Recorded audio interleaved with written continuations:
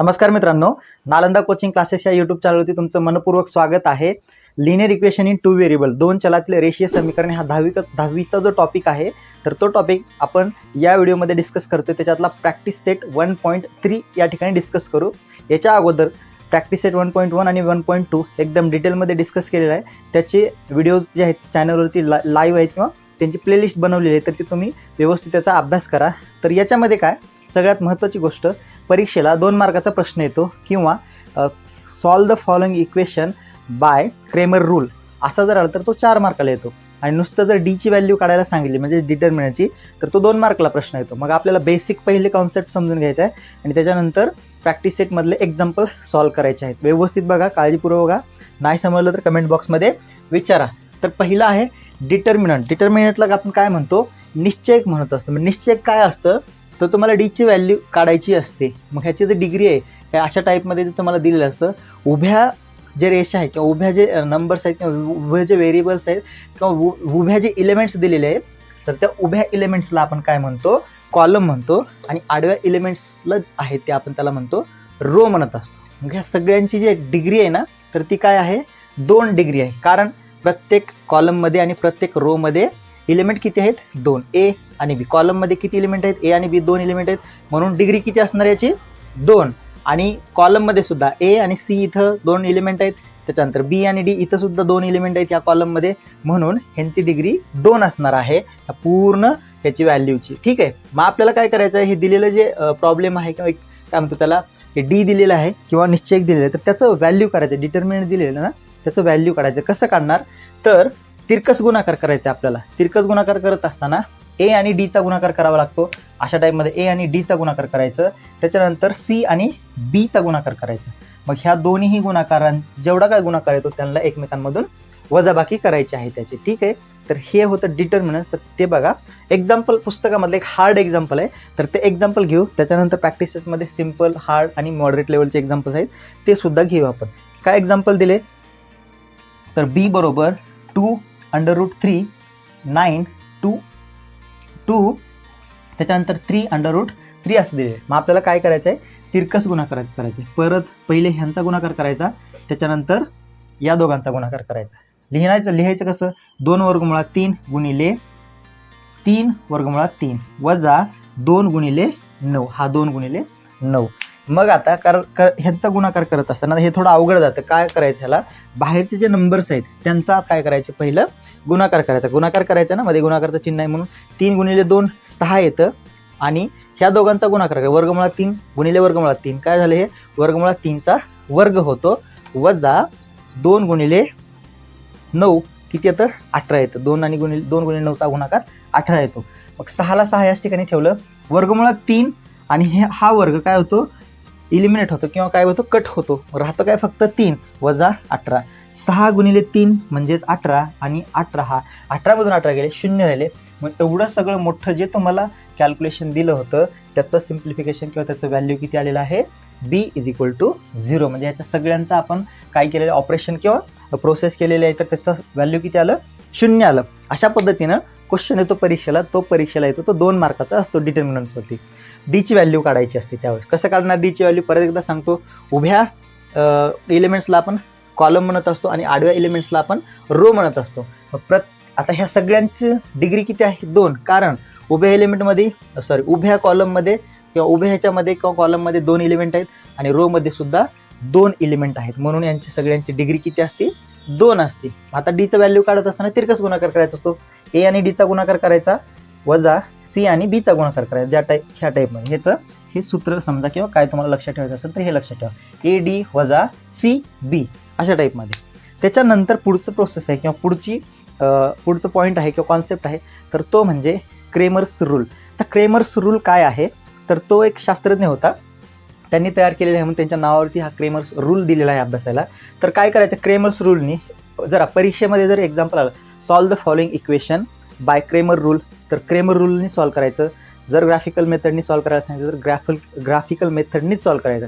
जे विचारले त्याच्याने सॉल्व करायचं. नाही तर तुम्हाला विचारले ग्राफिकल मेथड आणि तुम्ही लिहिलं कोणती क्रेमर रूलनी, तर त्याला 0 मार्क पडत असतात. 4 मार्काचा प्रश्न येतो ह्याच्यावरती क्रेमर रूलनी सॉल्व करायला. आणि डीची व्हॅल्यू काढण्यासाठी 2 मार्क आहेत. मग आता काय करायचं आहे, क्रेमर रूल्समध्ये काढत असताना डीची व्हॅल्यू पहिले काढावी लागते अशा टाईपमध्ये, त्याच्यानंतर dx काढायचं असतं, dy काढायचं असतं. मग हे 3 ज्यावेळेस व्हॅल्यू भेटत असतात त्यांच्या आधारावरती x आणि y ची व्हॅल्यू भेटत असते. फायनल सोल्युशन आपलं x आणि y ची व्हॅल्यू आल्यानंतरच कंप्लीट होत असतं. तर ते काढायचं आहे. तर ते कसं काढायचं, आपण डायरेक्ट प्रॅक्टिस सेट 1.3 ला काय करूयात, स्टार्ट करूयात. बघा क्वेश्चन नंबर पहिला काय आहे प्रॅक्टिस सेट 1.3 मध्ये, fill in the blanks with correct numbers, complete the following activities मध्ये हा क्वेश्चन येतो 1 मार्काला, किंवा तुमचं 2 मार्काला प्रश्न येऊ शकतो हा खालचा. त्याच्यामुळं व्यवस्थित बघा काय करायचं आहे, व्हॅल्यू काढत असताना आपल्याला तिरकस गुणाकार करायचं आहे म्हटलं. आता हे पहिल्या एक्झाम्पलमध्ये सगळंच त्यांनी दिलेलं आहे, फक्त आपल्याला रिकाम्या बॉक्समध्ये उत्तरं लिहायची आहेत. मग काय होतं, तर इथे एक बॉक्स आहे फायनल आन्सरचा. बघा तिरकस गुणाकार करायचा आहे, 3 आणि 5चा गुणाकार करावा लागेल, 3 आणि 5 म्हणजे या ठिकाणी 5 लिहावं लागेल. तसंच 4 आणि 2चा गुणाकार करावा लागेल, या ठिकाणी आपल्याला 2 लिहावं लागतं. म्हणून काय तर उत्तर 5 गुणिले 3 आणि 2 गुणिले 4 किती होतं, 5 त्रिक 15, 15 इथं आणि 4 दोन्ही 8, हा 8 आला इथं, बरोबर आहे. मग 15मधून 8 गेले किती राहिले, तर 7 राहतात. आपलं फायनल आन्सर काय येतं, 7 येतं. तर आपलं फायनल आन्सर 7, 15मधून 8 गेले 7. फक्त आपण काय केलं, हे बॉक्स काय केले, फिल करत गेलं. 1 मार्काला अशा टाईपचा परीक्षेमध्ये प्रश्न येत असतो. सेकंड क्वेश्चन आहे, find the value of following determinants. मग आता हे व्हॅल्यू फाइंड करत असताना काय करायचं, तिरकस गुणाकार करायचं. याचं व्हॅल्यू काय दिलेलं आहे त्यांनी, तर ह्याला आपण काय कसं लिहिणार, अशा टाईपमध्ये लिहितो, -1 कंसात कंस करा, मायनस निगेटिव्ह नंबर आहे, त्याच्यानंतर गुणिले 4, तिरकस गुणाकार करायचा पहिले ह्यांचा आणि ह्यांचा, त्याच्यानंतर वजाबाकीचे ह्या दोघांची वजाबाकी, मग हा 2 गुणिले 7. आता ह्याला सॉल्व करणार, कसं सॉल्व होईल हे, तर 4 1 4 वजा 4 वजाचं चिन्ह, 7 दोन्ही 14. मग आता बघा किती येतं ह्याचं उत्तर, तर -14 आणि -4 वजा काय होतं, अधिक होतं, 14 आणि 4 18, आणि चिन्ह कोणतं येईल, मोठ्या संख्येचं म्हणजे वजाबाकीचं चिन्ह येईल. या ठिकाणी मोठी संख्या किती आहे, 14 आहे, म्हणून याचं उत्तर किती आलं, -18. ह्याचं उत्तर आपल्याला या ठिकाणी भेटलेलं आहे. ठीक आहे. मग दुसरं अजून ह्याच्यामध्ये दुसरा क्वेश्चन कोणता आहे, तर दुसरं व्हॅल्यू काढायची दुसऱ्याची, 5 काय व्हॅल्यू आहे, 5 त्याच्यानंतर -7 3 आणि 0, 3 आणि 0. आता ह्याचं तुम्हाला व्हॅल्यू काढायचे. कसं येणार याची व्हॅल्यू, तर तिरकस गुणाकार करायचा. कसा करणार, 5 गुणिले 0 कंस वजाबाकी, -7 आहे ना हे, कंसात -7 गुणिले 3. आता हे सॉल्व करायचं आहे. कसं सॉल्व होणार आहे, 5 0 0 वजा, हा वजा आणि हा वजा काय होतं, अधिक होतं, 7 त्रिक 21, बरोबर. 0 आणि 21 जर बेरीज केली तर उत्तर काय येतं, 21 येतं. म्हणजे या सगळ्यांचं व्हॅल्यू किती आलं, 21 आलं. अशाच टाईपचे अजून 2 एक्झाम्पल आहेत, ते सुद्धा आपण या ठिकाणी सॉल्व करूयात. तिसरं एक्झाम्पल आहे ना, थोडंसं वेगळं आहे, म्हणजे फ्रॅक्शनमध्ये दिलेले आहे, तर जास्त कन्फ्यूज व्हायचं नाही, त्याला तिरकस गुणाकार करायचा आहे. व्यवस्थित बघा एकदा काय करणार, दिलेले जे नंबर्स आहेत ह्याचं व्हॅल्यू काढायचं, म्हणजे याला तिरकस गुणाकार करावं लागतं. कसं करणार, 7/3 गुणिले 1/2. आता ह्यांची काय करायचे, वजाबाकी करायचे. कोणासोबत, ह्यांचा तिरकस गुणाकार करावा लागतो, 3/2 गुणिले 5/3, अशा टाईपमध्ये. मग अंशाचा गुणाकार करा आणि छेदाचा गुणाकार करा. अंशाचा गुणाकार किती, 7 1 7 छेद 3 3 दोन्ही 6 वजा 5 त्रिक 15 छेदामध्ये 3 दोन्ही 6. आता एक लक्ष द्या, इथं छेद यांचा समान आहे, छेद समान आहे म्हणून आपण एकच छेद घेऊ शकतो. कसं घेणार, तर छेदामध्ये लिहा 6 आणि 15मधून 7 गेले, 15मधून 7 गेल्यानंतर किती राहतात, तर 8 उत्तर राहतं. पण संख्या मोठी कोणती आहे, 15. आणि आता हे असं डायरेक्ट लिहा, किंवा तुम्ही याचं अजून एक सिम्प्लिफाय असं करू शकता, छेदामध्ये 6 लिहा, 7 वजा 15 लिहा. मग 15मधून 7 गेले, 8 राहिले, 15 ही मोठी संख्या म्हणून वजाबाकी चिन्ह दिलं. याला परत अजून भाग देऊ शकतो आपण. कसं देणार, तर 8ला भाग जातो आणि 6ला भाग जातो, कोणत्या संख्येने जातो, 2नी जातो.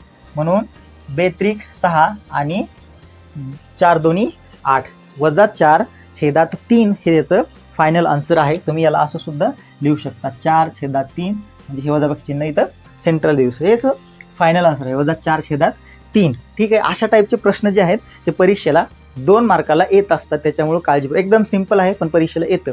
वरचं जे आहे ॲक्टिव्हिटी बेसवरती पहिल्याच ह्याच्यामध्ये 1 मार्काला येतं, हा जो आहे तर तुम्हाला 2 मार्काला परीक्षेला येत असतो. तिरकस गुणाकार करायचा आणि वजाबाकी करायचं, व्यवस्थित बघा. आता याच्यानंतर क्वेश्चन नंबर 2 आहे, तर तो प्रॉपर क्रेमर रूलने आपल्याला सॉल्व्ह करायचं आहे, 4 मार्कासाठी परीक्षेमध्ये येत असतो, तर तो बघू. आता बघा तिसरा क्वेश्चन आहे, त्याच्यातलं पहिलं इक्वेशन सायमल्टेनियस इक्वेशन काय आहे, 3x + 4y = 10, 4x + 3y = 5. मग आता ह्याला पहिले एकाखाली एक मांडून घ्यायचं आपल्याला. 3x - 4y = 10, 4x + 3y = 5. हे तुमचं काय होतं सायमल्टेनियस इक्वेशन आहेत, जे की तुम्हाला एकाखाली एक मांडून घ्यायचे आहेत. बघा आपल्याला क्रेमर रूलने सॉल्व्ह करत असताना d ची व्हॅल्यू काढावी लागते, त्याच्यानंतर dx काढावं लागतं, त्यानंतर dy, परत x ची व्हॅल्यू आणि मग y ची व्हॅल्यू, तिन्हीच्या आधारावरती आपल्याला काढावं लागतं. x ची व्हॅल्यू काढत असताना dx/d आणि y ची व्हॅल्यू काढत असताना dy/d. अशा टाईपमध्ये आपल्याला एक्झाम्पल्स काय करायचे, सॉल्व्ह करायचे आहेत. मग पहिले काय करायचं आपल्याला, d ची व्हॅल्यू काढायचं आहे. तर d ची व्हॅल्यू काढत असताना आपल्याला इथे लिहावं लागतं d लिहित असताना आपण मागच्या एक्झाम्पलमध्ये A B C D. तर आपल्याला d ची व्हॅल्यू काढताना पहिले हे नंबर्स जे आहेत, कोइफिशियंट जे आहेत, सहगुणांक जे आहेत ना, ते लिहावं लागतं. 3 आणि 4. तसंच या ठिकाणी 4 आणि 3 आहे, म्हणजे तिथं -4 आणि या ठिकाणी 3 आहे. अशा टाईपमध्ये तुम्हाला d ची व्हॅल्यू काढायची. काय केलं, एकदम पहिलं एक्झाम्पल एकदम व्यवस्थित समजून घ्या, नंतरचे एक्झाम्पल काय होतील, सिंपल जातील. d ची व्हॅल्यू काढतो म्हणजे काय करतो, तर त्यांचे कोइफिशियंट जे आहेत, कोइफिशियंट जे आहेत, सहगुणांक जे आहेत ना, ते आपण लिहून घेतले. आता पुढची प्रोसेस आहे आपल्याला माहिती काय, तर तिरकस गुणाकार काय यांचा, तर 3 × 3 वजा 4 × 4. आता हे काय करायला, सॉल्व्ह करायचं. कसं होणार सॉल्व्ह, 3 त्रिक 9, हा वजा आणि हा वजा काय होतो, अधिक होतो, 4 चोक 16 आलं याचं उत्तर 16. म्हणून पुढं 9 आणि 16ची बेरीज किती होते, तर 25. ही 9 आणि 16ची बेरीज होते. मग d ची व्हॅल्यू किती आली आपल्याला, म्हणून d = 25. d ची व्हॅल्यू किती भेटली आपल्याला, 25. ही d ची व्हॅल्यू आपल्याला या ठिकाणी भेटलेली आहे. मग पुढं काय करायचं आपल्याला, dx ची व्हॅल्यू काढायची. dx ची व्हॅल्यू कसं काढणार, d झालं. आता dx काढत असताना बघा, d ची व्हॅल्यू काढली आपण, कोइफिशियंट आपण एकाखाली एक व्यवस्थित लिहिले. dx ची ज्यावेळेस व्हॅल्यू काढत असतो आपण, त्यावेळेस x चे कोइफिशियंट घ्यायचे नाहीत. हे ॲज इट इज आपण कसं करणार आता बघा, x चे कोइफिशियंट घ्यायचे नाहीत म्हणजे घ्यायचे कशाचे, हे कॉन्स्टंट जे आहेत तर ते घ्यायचे. या ठिकाणी बघा, एक्सच्या जागी, एक्सच्या कोइफिशियंटच्या जागी कॉन्स्टंटचे नंबर घ्यायचे, 10 आणि 5. आणि राहिले काय, y चे जे कोइफिशियंट आहेत ते -4 आणि 3. अधिक 3 आहे म्हणजे आपण काय करू शकतो, फक्त 3 लिहू शकतो. मग ह्याला सॉल्व्ह करायचं आहे. कसं सॉल्व्ह होणार, तिरकस गुणाकार, 10 × 3 वजा 4 × किती येतं, 5.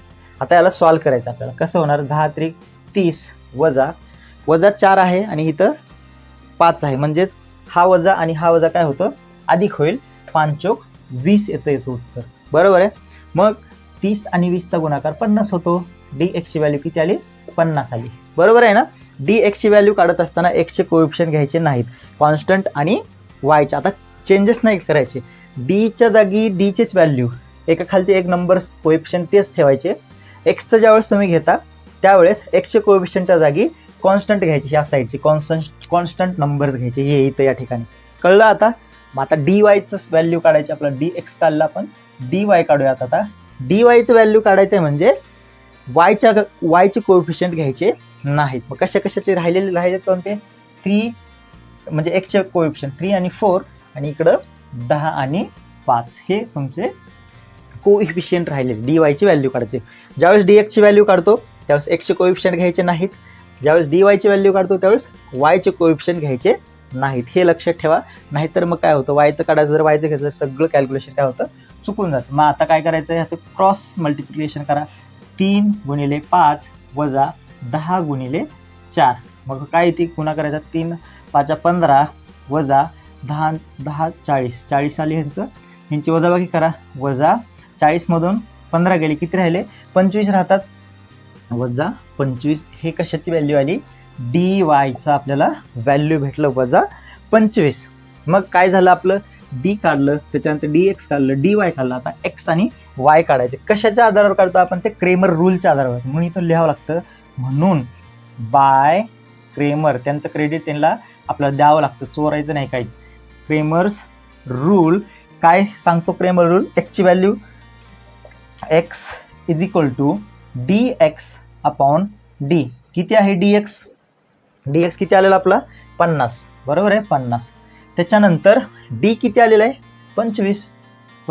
मग ह्यांना भाग जातो 25 1 25 25 दोन्ही 50, म्हणून एक्सची व्हॅल्यू किती आली आहे 50. ही झाली तुमची एक्सची व्हॅल्यू. त्यानंतर आपल्याला काढायचं आहे वायचं व्हॅल्यू. कसं काढणार? डी वाय अपॉन डी, बरोबर. डी वायचं किती आले व्हॅल्यू -25. मग आता डी वाय -25 तर मग डी किती आहे तर 25 आलेलं आहे डी. मग 25नी 25ला भाग द्या, किती येतं 1 येतं. पण इथं -25 असल्यामुळे इकडं आपल्याला -1 लिहावं लागतं. म्हणून वायची व्हॅल्यू किती आली -1 आली. तुम्हाला फायनल आन्सर असं लिहावं लागतं. म्हणून x, y बरोबर एक्सची व्हॅल्यू 2 आणि वायची व्हॅल्यू -1 इज द सोल्युशन. हे तुमचं फायनल सोल्युशन आहे. कळलं काय काय केलं? परत एकदा सांगतो तुम्हाला. क्रेमर रूलने ज्यावेळेस सॉल्व्ह करायचं असतं त्यावेळेस 5 व्हॅल्यूज काढायचे असतात आपल्याला. पहिले डी व्हॅल्यू काढावी लागते, त्याच्यानंतर डी एक्स डी वाय काढावं लागतं. मग क्रेमर रूलनी एक्सची व्हॅल्यू काढावी लागते.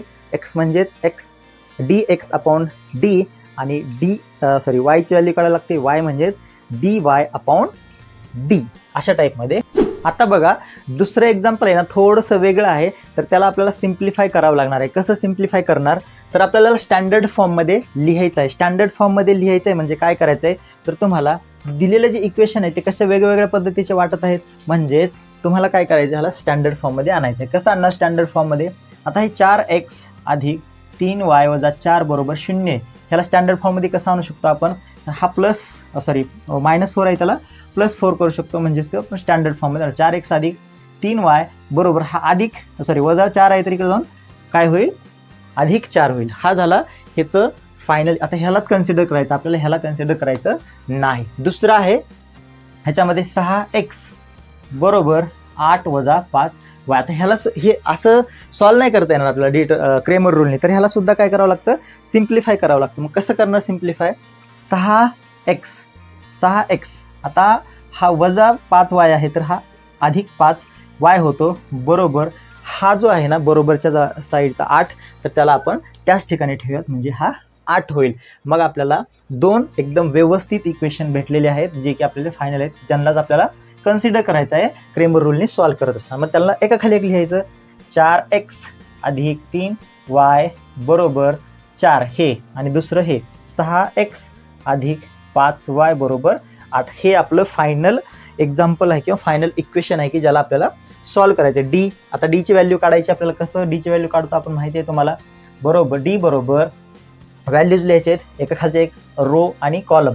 कॉलमचे काय 4 आणि 6, त्यानंतर इकडं 3 आणि इकडं 5. सिम्बॉल एकदम व्यवस्थित चेक करायचं आहे. सिम्बॉल चुकलं की गणित चुकतं, म्हणून सिम्बॉल व्यवस्थित लिहायचे.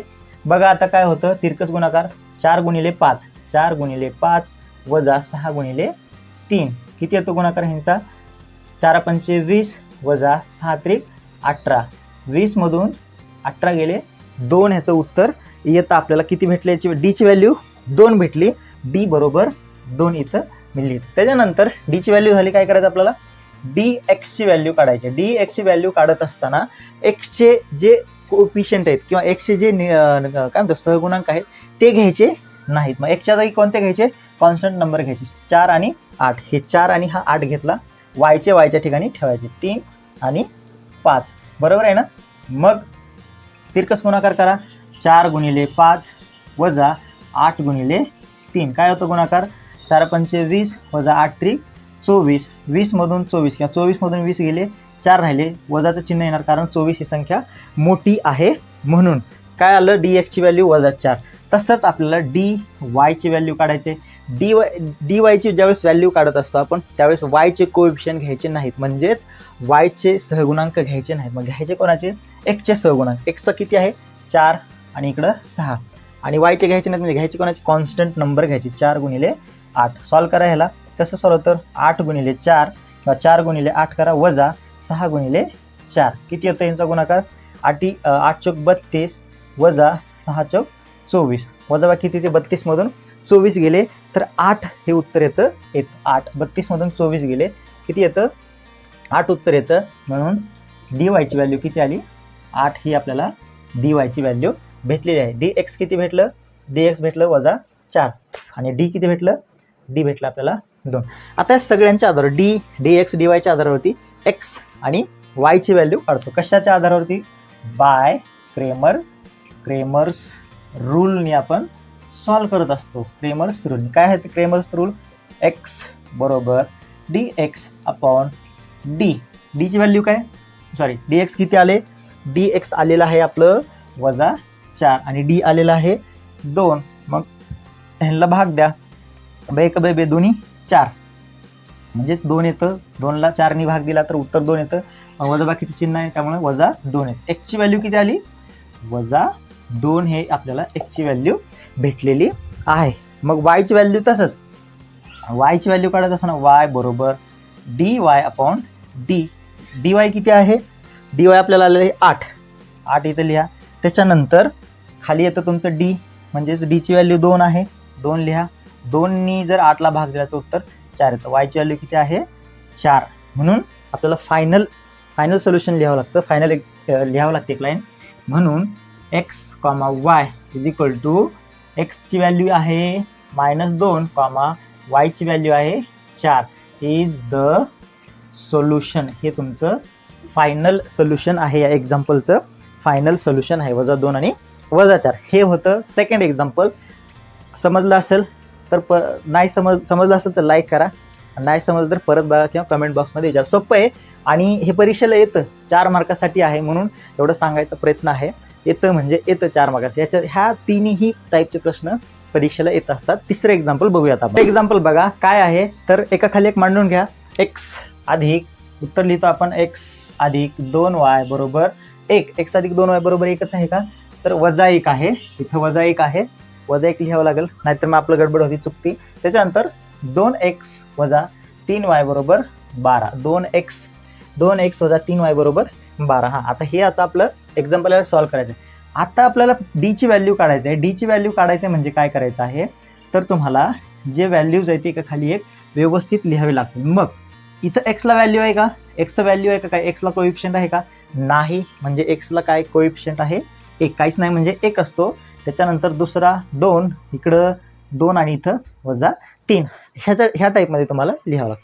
म्हणजे तिरकस गुणाकार करा. कसा होतो, 1 गुणिले कंसात -3 -2 गुणिले 2. सॉल्व करा. 3 1 3 -3 येतं, -3 येतं कारण वजाबाकीचं चिन्ह आहे.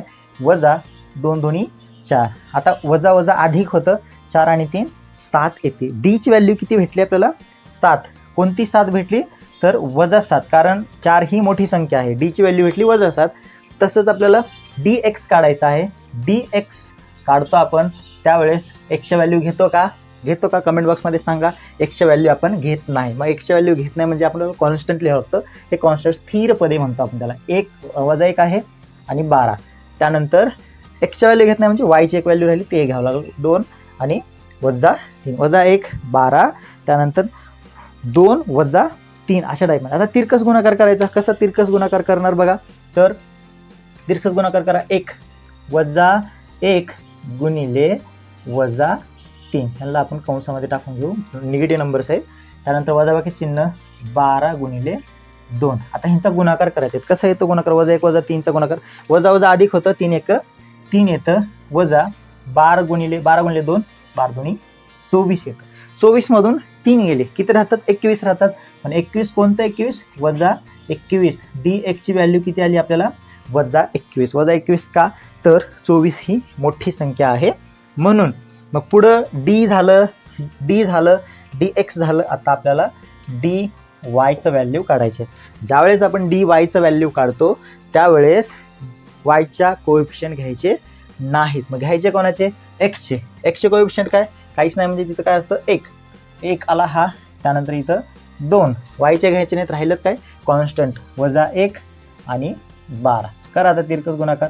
1 गुणिले 12 -2 गुणिले -1 ह्या टाईपमध्ये. मग आता 12 1 12 हा झाला, वजा अधिक 2 1 2. 12 अधिक 2 किती होतं, 14. हे तुमचं काय आलं, डी वाय आलं. काय काढलं, डी डी एक्स आणि डी वाय काढलं. मग आता क्रेमर रूलनी काढायचं आपल्याला. क्रेमर रूल काय सांगतो, बाय क्रेमर्स रूल काय डी क्रेमर्स रूलनी काय काढायचं, एक्सची व्हॅल्यू काढायची. X is equal to D X upon D. किती आहे डी, डी एक्स किती आहे -21. डीची व्हॅल्यू -7. हा मायनस आणि हा मायनस इलिमिनेट होतो म्हणजेच कट होतो. 7 त्रिक 21. 3 हे तुम्हाला एक्सची व्हॅल्यू या ठिकाणी भेटलेली आहे. अगदी त्याचप्रमाणे तुम्हाला डी वायची व्हॅल्यू काढावी लागते. मी इथे लिहितो, म्हणून D Y is equal to Y upon D. D वायचं व्हॅल्यू किती आहे 14 आणि डीचं व्हॅल्यू आहे -7. म्हणून 7 × 7 7 2 14 -2 ही वायची व्हॅल्यू. -2 का तर -7 आहे म्हणून. मग फायनल आन्सर आपल्याला लिहावं लागतं काय तर, म्हणून X comma Y is equal to एक्सची व्हॅल्यू 3 वायची व्हॅल्यू -2 इज द सोल्युशन. हे आपलं फायनल आन्सर आहे. एक्स आणि वायची व्हॅल्यू आलेली आहे आपल्याला. ठीक आहे, अशा टाईपमध्ये आपल्याला तिसरं एक्झाम्पल आपण सॉल्व केलेलं आहे. एकदा व्यवस्थित बघून घ्या. चौथं एक्झाम्पल काय आहे तर, एकाखाली एक मांडून घ्यायचं आहे. आपण क्रेमर रूलनी सॉल्व करतोय त्याच्यामुळं 6x - 4y बरोबर -12, 8x - 3y बरोबर -2. आता हे मायनस तर कॅल्क्युलेशन तुम्हाला व्यवस्थित करावं लागणार आहे. पहिलं काय करायचं आहे, डीचं व्हॅल्यू काढायचं. आपलं डीचं व्हॅल्यू काढतो म्हणजे काय करतो आपण, ह्यांच्या व्हॅल्यूज एकाखाली एक लिहून घेतो व्यवस्थित. 6, 8 एक्सचं व्हॅल्यू, एक्सचं कोएफिशियंट आणि वायचं कोएफिशियंट 4, 3 -4 आणि -3 आहे. मग कसं सॉल्व होणार, तिथं सेंटरला लिहा जरा व्यवस्थित वाटतं. मग बघा डीचं काढायचं आपल्याला, तर गुणाकार करावा लागतो. 6 गुणिले -3 वजा बाकीचं चिन्ह 8 गुणिले -4. कसं सॉल्व होणार, 6 त्रिक 18 -18 येतं कारण वजा बाकीचं चिन्ह आहे. -18 आलं अधिक, आता हा वजा आणि हा वजा काय होतं अधिक होतं. 8 चौक 32 येतं. मग 32 मधून 18 गेले, किती राहतात, 32 मधून 18 गेले. 32 ही संख्या मोठी आहे तर काय राहतात किती, 32 18 का 8 दोन्ही 36. तर 32 मधून 18 गेले, किती राहिले 14 राहिले. 32 मधून 18 गेले 14 राहिले. हे झाले तुमची डीची value. D is equal to 14. 14 हे तुमचं फायनल आन्सर आले. -18 अधिक 32. मग डी झालं. त्याच्यानंतर काय काढायचं आपल्याला, डी एक्स काढायचं आहे. डी एक्स काढायचं आहे म्हणजे आपल्याला एक्सच्या व्हॅल्यू घ्याव्या लागणार नाहीत, तर एक्सच्या कोएफिशियंटच्या जागी कॉन्स्टंट नंबर घ्यावे लागतील. -12 -2 आणि मग वायचे कोएफिशियंट -4 -3. मग आता ह्याला सॉल्व करणार कसं होणार, तिरकस गुणाकार. -12 गुणिले -3 कंसामध्ये लिहून ठेवा म्हणजे व्यवस्थित दिसेल. वजाचं चिन्ह इकडं -2 गुणिले -4. आता ह्याला सॉल्व करायचं. इथं आहे ना सोल्युशन महत्त्वाचं आहे कारण मायनस दिलेलं आहे. हा मायनस प्लस होतो. 12 12 12 12 2 24 12 त्रिक 36. मायनस प्लस 36 आलं. वजा बाकीचं चिन्ह इथं वजा आहे ना, हे वजा अधिक होतं. त्याच्यानंतर वजा अधिक. ठीक आहे, आपण इथं लिहू वजा अधिक. 4 2 8. मोठी संख्या कोणती आहे 8 आहे म्हणून इथं काय होतं -8 येतं. मग 36 मधून 8 गेले, किती राहिले, 36 मधून 8 गेले. एक वजा आणि एक अधिक आहे तर वजाबाकी होणार यांची. तर 36 मधून 8 गेले तर उत्तर 28. म्हणजे आपल्याला डी एक्स किती भेटलं 28 भेटलं. डी एक्स किती येतं 28 येतं. काय केलं, वजा अधिक 36 आले. त्यानंतर हे वजा आणि हे वजा अधिकचं चिन्ह दिलं. त्याच्यानंतर गुणाकार केला 2चा आणि 4चा. 4 2 8 म्हणजे इथं वजाबाकी आहे म्हणून मोठी संख्या आहे 4 तर वजाबाकीचं चिन्ह दिलं. 36 मधून 8 गेले 28 आले. सेम आपल्याला डी वायची व्हॅल्यू काढायची. डी वायची व्हॅल्यू काढत असताना वायचे कोएफिशियंट घ्यायचे नाहीत. मग घ्यायचे कोणाचे, एक्सचे कोएफिशियंट 6 आणि 8. त्याच्यानंतर कॉन्स्टंट किती आहे -12 आणि -2. सॉल्व करायचं ह्याला, तिरकस गुणाकार करा. 6 गुणिले -2 वजा बाकीचं चिन्ह 8 गुणिले -12. बघा आता 6 2 8 येतं, कोणतं -8 येतं कारण वजा बाकी चिन्ह आहे. हा वजा आणि हा वजा अधिक होतो आणि 12 8 96. 12च्या पाड्यात 12चं पाड्यात 8 वेळेस म्हटल्यानंतर किती येतं 96 येतं. मग एक वजा आणि एक अधिक आहे. 96 मधून जर किती गेले 6 2 12 8 नाही 6 2 या ठिकाणी 12 येतं. 6 2 12. तर 96 मधून 12 गेले तर किती राहिले बघा, 96 मधून 12 गेले 10 6 किती 84 हे तुमचं फायनल आन्सर आलेला आहे 84. कोणतं प्लसवालं 84? कारण 12 ही छोटी संख्या आहे. डी झालं, dx झालं, त्याच्यानंतर dy झालं. आता आपल्याला बाय क्रेमर रूलनी x आणि yच्या व्हॅल्यू काढायच्या. मग इथे लिहिणार बाय क्रेमर्स रूल आपल्याला x ची व्हॅल्यू काढा. x is equal to dx upon d is equal to dx किती आहे 28 आणि डीचं व्हॅल्यू आलेलं आहे 14. मग 14 दुनी 28 होतं 2, म्हणून x बरोबर 2 आलं. हे तुमचं x ची व्हॅल्यू 2. 14 1 14 14 दुनी 28. x ची व्हॅल्यू आली 2.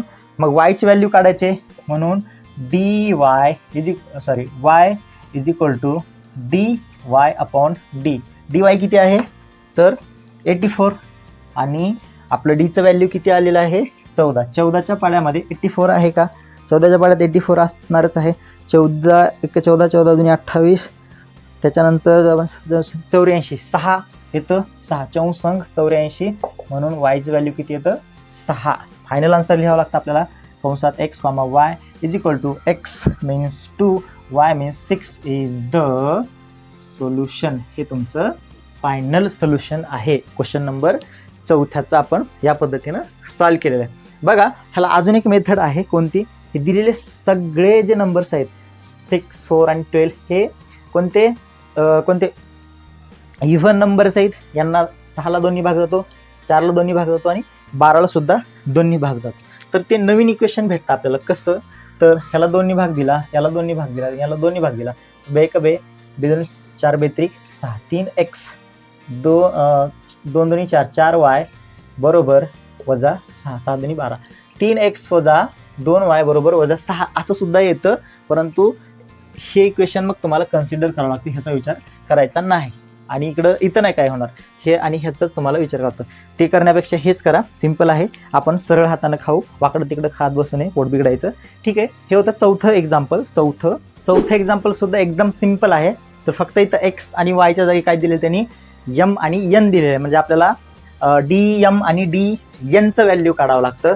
तर बघा answer 4m plus 6n is equal to 54 आणि 3m plus 2n is equal to 28. आता डीचं व्हॅल्यू काढायचं आहे. म्हणजेच आपल्याला ए बी आणि सी डी असेच तुमचे जे तिरकस गुणाकार करायचे ते कोएफिशियंट लिहायचे. एमचे कोएफिशियंट आणि एनचे कोएफिशियंट. एमचे 4 3, एनचे 6 आणि 2. बरोबर आहे. तिरकस गुणाकार 4 गुणिले 2 वजा 6 गुणिले 3 किती येतं 4 2 8 वजा 6 3 18. 8 मधून 18 किंवा 18 मधून 8 गेले 10 राहिले वजा 10. का? तर 18 ही मोठी संख्या आहे म्हणून वजा 10 हे कशाचं आलेलं आहे डीचं व्हॅल्यू आहे.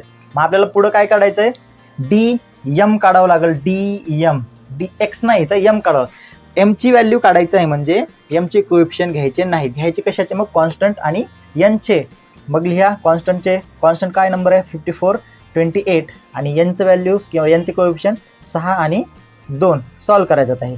तिरकस गुणाकार 54 गुणिले 2 54 गुणिले 2 वजा 28 गुणिले 6. आता यांचा गुणाकार करायचा. 54 गुणिले 2 म्हणजे 50 50 100 आणि 4 108. 108 हा कशाचा गुणाकार येतो 54 गुणिले 2चा 108 येतो वजा 28 गुणिले 6. 28च्या पाड्यात 6 8 48ला 8 हातच्याले 4 6 2 12 आणि 4 12 आणि 4 16 168 हे तुमचं कशाचं उत्तर येतं ह्यांचा गुणाकार 28 आणि 7 168 आलं.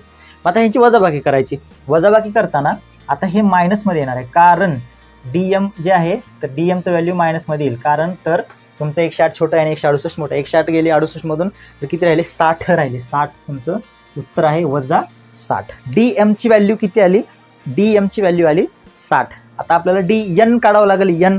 डी एन काढत असताना आपल्याला काय करावं लागेल तर एनचे कोएफिशियंट घ्यायचे नाहीत. एनचे कोएफिशियंट घ्यायचे नाहीत. मग कशाचे घ्यायचे एम आणि कॉन्स्टंट व्हॅल्यू डी एन काढायचं आपल्याला बरोबर. म्हणजेच एमचं कोएफिशियंट 4 आणि 3 कॉन्स्टंट व्हॅल्यू 54 आणि 28. मग बघा आता काय होतं तर तिरकस गुणाकार करा 4 गुणिले 28 वजा 3 गुणिले 54. 28 आणि 4चा गुणाकार करा 8 चौक 32ला 2 हातच्याले 3 4 2 8 आणि 3 8 आणि 3 11 112 येतं ह्याचे. त्याच्यानंतर वजा ह्यांचा गुणाकार करा. 54 गुणिले 3, 4 त्रिकम 12ला 2, हातच्याला 1, 5 त्रिक 15 आणि 1 16. 162 येतं. 112 वजा 162.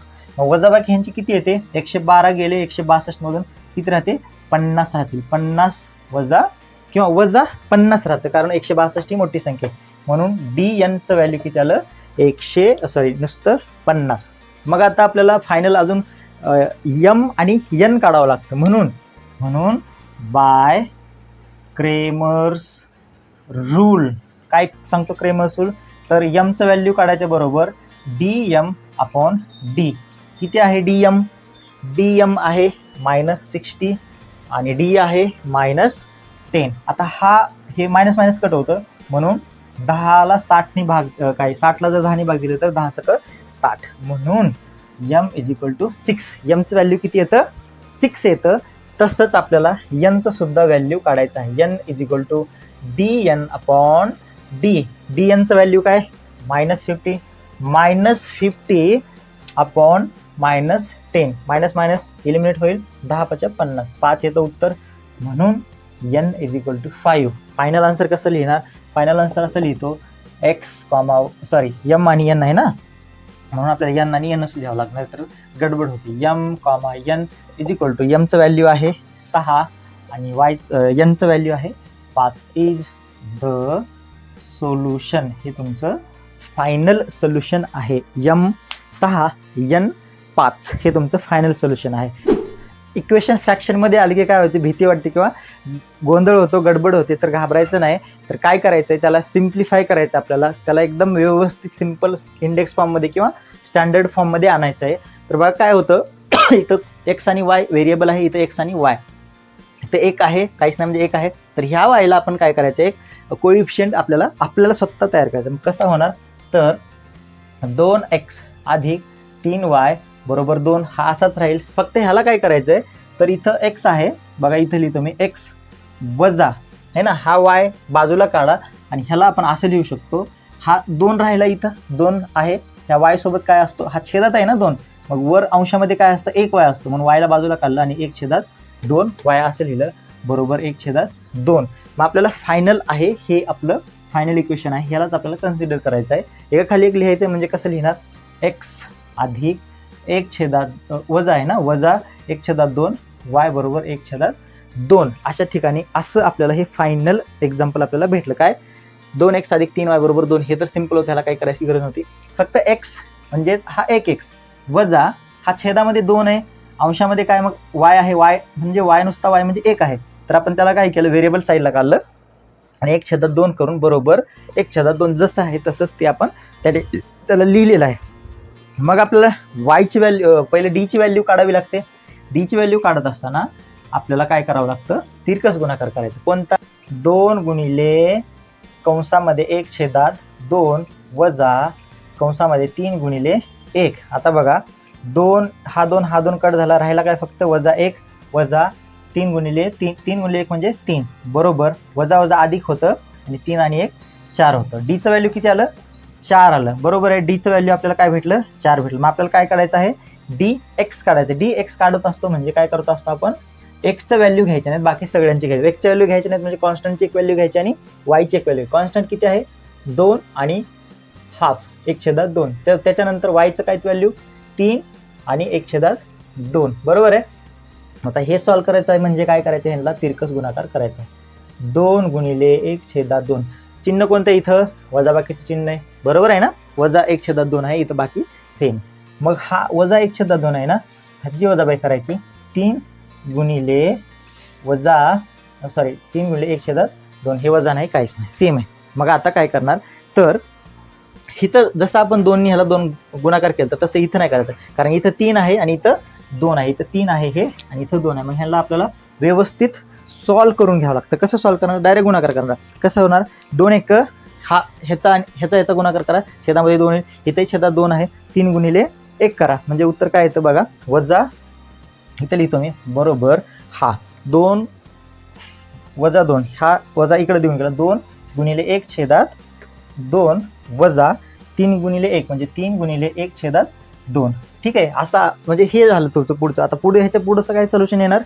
तर 2 गुणिले 1 म्हणजे वजा 2/2 वजा 3 गुणिले 1 म्हणजे 3/2 हे तुमचं फायनल आन्सर आहे. मग आता छेद समान आहेत, छेद समान आहेत म्हणजे एकच नंबर घ्यायचा, 2 छेद आहे, छेद समान, -2 - 3, वजा काय होतं, अधिक होतं, अधिक 5/2. हे कशाचं व्हॅल्यू आलेलं आहे तुमचं, dxचं व्हॅल्यू आहे किती, 5/2. वजा बाकीचं चिन्ह येईल, कोणतं मोठी संख्या आहे, 3 ही मोठी संख्या म्हणून वजाचं चिन्ह येईल. dx काढलं आपण, आता आपल्याला काय काढायचं आहे, dy काढायचं. ज्यावेळेस dy काढतो त्यावेळेस y चे कोएफिशियंट घ्यायचे नाही. मग घ्यायचे कशाचे, x चं कोएफिशियंट काय, 2 आणि 1, आणि कॉन्स्टंट काय आहेत, 2, 1/2. तिरकस गुणाकार कसा होतो, तिरकस गुणाकार 2 गुणिले 1/2 वजा 2 गुणिले 1. आता बघा हा 2 आणि हा 2 काय कट होतो, कट होऊन जातो, अंशातला 1 आणि छेदातला 1. हा 1 ठीक आहे, वजा 1 आहे का, नाही, नुसतंच 1 आहे ना. हा आणि हा कट होतो, राहिलं फक्त 1 वजा 2 1 2. 2 गुणिले 1 म्हणजे 2, 2 आणि 1 मधून 2 मधून 1 गेले, 1 राहिलं, 2 मोठी संख्या म्हणून वजा 1 राहिलं. हे झालं तुमचं dy ची व्हॅल्यू. डी भेटलं आपल्याला, डी 4, त्याच्यानंतर dx वजा 5/2 आणि dy भेटला आपल्याला वजा 1. मग आता क्रेमर रूलने आपल्याला सॉल्व करायचं. तर क्रेमर रूलने सॉल्व करत असताना काय करणार आहे बघा, इथं लिहितो मी, बाय क्रेमर्स रूल. पहिलं काय करायचं, एक्सची व्हॅल्यू काढत असताना dx/d. dx किती आहे, dx आलेलं आहे वजा 5/2 आणि d किती आहे, तर d कुठं आहे, d तुमचं 4 आहे. आता हे व्यवस्थित समजून याचं काय कसं सॉल्युशन करणार, याचा त्याला भाग द्यायचा आहे, भागाकार करायचा आहे. हे गुण छेदात आहे, ह्याला अंशात घेऊन जायचं आहे. अंशात घेऊन जात असताना ह्याच्या 4च्या खाली काहीच नाही म्हणजे 1 असतं, बरोबर आहे, म्हणून वजा 5/2. आता हा छेदात आहे, भागाकारात आहे, म्हणून ह्याला गुणाकारात घ्यायचं आहे. हा जाईल 1 वर, छेदातला अंशात जाईल आणि अंशातला छेदात येईल, बरोबर आहे. कळलं का हे कसं केलं आपण. इथं लिहितो मी वजा 5/2 छेदात 4 आहे इथं, बरोबर आहे. हा 4 जो आहे ना तो छेदात आहे म्हणजे भागाकारात आहे, ह्याला आपल्याला गुणाकारात आणायचं आहे. तर काय होईल, हा 4च्या खाली काहीच नाही म्हणजे काय, 1 असतं, डिनॉमिनेटर काहीच नाही म्हणजे 1 असतं. तर तो हा डिनॉमिनेटर आहे तो न्यूमरेटरमध्ये जातो म्हणजे अंशामध्ये जातो, आणि जो अंश आहे जो न्यूमरेटर आहे तर तो डिनॉमिनेटरमध्ये जातो. मग फायनल काय येतं ह्याचं, तर वजा 5/2 गुणिले 1/4 जे की इथं आलेलं आहे. मग आता ह्याला सॉल्व करायचं आहे, अंशाचा गुणाकार आणि छेदाचा गुणाकार.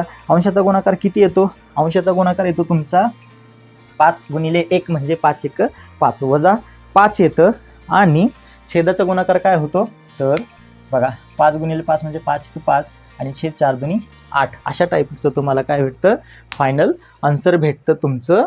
कशाची व्हॅल्यू झाली, एक्सची व्हॅल्यू झाली. एक्सची व्हॅल्यू किती आली, तर 5 1 5 आणि 5 2 किती, 5 4 2 8. मग आता मायनसचं जे सिम्बॉल आहे तर ते मायनसचं सिम्बॉल काय होतं, सॉरी या ठिकाणी -4 आहे, वजा 3 आहे ना, ही मोठी संख्या आहे म्हणून डीचं व्हॅल्यू किती आहे, वजा 4 आहे. मग इथं मायनसचं सिम्बॉल आहे, गुणाकार असो की भागाकार असो, ह्याच्यामध्ये मायनस काय होतं, प्लस होतं, म्हणून मायनसचं सिम्बॉल या ठिकाणी आपण काय करूयात, काढून टाकूयात. कळलं आता काय केलं हे थोडं व्यवस्थित लक्षात घ्या. एक्स बरोबर dxची व्हॅल्यू 5/2 होती आणि डीची व्हॅल्यू 4 होती. हे 4 आहे म्हणजे छेदामध्ये 1 आहे, तर हे जे भागाकारात आहे त्याला आपण गुणाकार केलं. 5/2 मायनस काय झाले, प्लस झाले. 5/2 गुणिले हा छेदातला 1 जो आहे तो अंशात गेला, 1 झाला, आणि इथं जो अंशामध्ये 4 होता तो छेदात गेला. मग अंशाचा गुणाकार आणि छेदाचा गुणाकार 5 1 5 4 2 8. हे कशाची व्हॅल्यू झाली, हे एक्सची व्हॅल्यू झाली. मग आपल्याला काय अजून कशाची, वायची व्हॅल्यू काढावं लागतं. वायची व्हॅल्यू म्हणजे dy छेदात d. किती आहे dy ची व्हॅल्यू किती आलेली आहे, -1 आणि d किती आहे, -4. मग आता काय होतं, गुणाकारामध्ये मायनस प्लस होतं म्हणजे 1/4. हे तुमचं वायचं व्हॅल्यू आलेलं आहे. म्हणून फायनल सोल्युशन काय होतं, तर x, y is equal to एक्सची व्हॅल्यू आहे 5/8 आणि वायची व्हॅल्यू 1/4. हे तुमचं फायनल सोल्युशन आहे. 5/8 आणि 1/4 इज द सोल्युशन. हे तुमचं फायनल सोल्युशन आहे. किती, एक्सची व्हॅल्यू 5/8, वायची value 1/4 is the final solution. हे तुमचं फायनल सोल्युशन. अशा पद्धतीनं 6च्या 6 एक्झाम्पल आपण क्रेमर रूलनी सॉल्व्ह केले. आता परत एकदा लास्ट आपण काय करूया, रिव्हिजन करूयात ह्या एक्झाम्पलचं. काय करायचं, पहिलं डीची व्हॅल्यू काढून घ्यायची. आपल्याला डीची व्हॅल्यू काढून घेत असताना एक्सचे कोएफिशियंट आणि वायचे कोएफिशियंट एका खाली एक मांडून घ्यायचे. एक्सचे कोएफिशियंट 2 आणि 1, 3 आणि 1/2. डीची व्हॅल्यू निघते तिरकस गुणाकार करून. डी एक्सची व्हॅल्यू काढत असताना, ज्यावेळेस एक्सची व्हॅल्यू काढत असतो आपण त्यावेळेस एक्सचे कोएफिशियंट घ्यायचे नाहीत. मग एक्सच्या जागी कोणते कोएफिशियंट घ्यायचे, तर कॉन्स्टंट जे आहेत तुमचे स्थिर पदे ते घ्यायचे, 2 आणि 1/2. इथलं सांगतो एक्झाम्पल. आणि डी एक्सची व्हॅल्यू निघाली तिरकस गुणाकार करून. डी वायची व्हॅल्यू काढायचे. ज्यावेळेस डी वायची व्हॅल्यू काढतो आपण त्यावेळेस वायचे कोएफिशियंट घ्यायचे नाहीत. मग घ्यायचे कोणते, वायचे कोएफिशियंट घ्यायचे नाहीत, तर एक्सच्या जागी एक्सचे कोएफिशियंट येतील. इथं आलेत आपले एक्सच्या जागी एक्सचे कोएफिशियंट आणि वायच्या ठिकाणी कॉन्स्टंट नंबर्स घ्यायचे जे आहेत की आपले 2 आणि 1/2. डी झालं, डी एक्स झालं, डी वाय झालं. मग राहतं तुमचं क्रेमर रूलने काय काढायचं, डी एक्स आणि वाय. एक्सचं फॉर्म्युला डी एक्स/डी आणि वायचं डी वाय/वाय. तुमचे फायनल सोल्युशन येतं एक्सची व्हॅल्यू आणि वायची व्हॅल्यू. मग हेच जर इक्वेशन जनरल मेथड म्हणजेच इलिमिनेशन मेथडनी करा किंवा सबस्टिट्यूशन मेथडनी करा, हेच व्हॅल्यू येते. आणि ह्याला जरी तुम्ही ग्राफिकल मेथडनी सॉल्व्ह केलं आणि ग्राफ काढला तरी त्यांचा कोऑर्डिनेट पॉईंट किंवा निर्देशक बिंदू इंटरसेक्शन पॉईंट हाच येतो. ठीक आहे, हे होतं तुमचं क्रेमर रूल्सने आपण 6 एक्झाम्पल सॉल्व्ह केले. डिटर्मिनन्स काय असतं ते बघितलं, त्याच्यानंतर ॲक्टिव्हिटी बेसवरती एक क्वेश्चनचा तो सुद्धा बघितला आणि टेक्स्टबुकमधला एक सॉल्व एक्झाम्पल होता जो की डिफिकल्ट होता रूटमध्ये, तो सुद्धा बघितला. जर हा व्हिडिओ आवडला असेल तर नालंदा कोचिंग क्लासेस या चॅनलला सबस्क्राईब करा, आपल्या मित्रांना शेअर करा आणि आपल्या व्हिडिओला फॉलो करत राहा, चॅनलला फॉलो करत राहा. भेटूयात पुन्हा एका अशा एक्झाम ओरिएंटेड व्हिडिओमध्ये. तोपर्यंत धन्यवाद. Take care. Bye bye. जय महाराष्ट्र.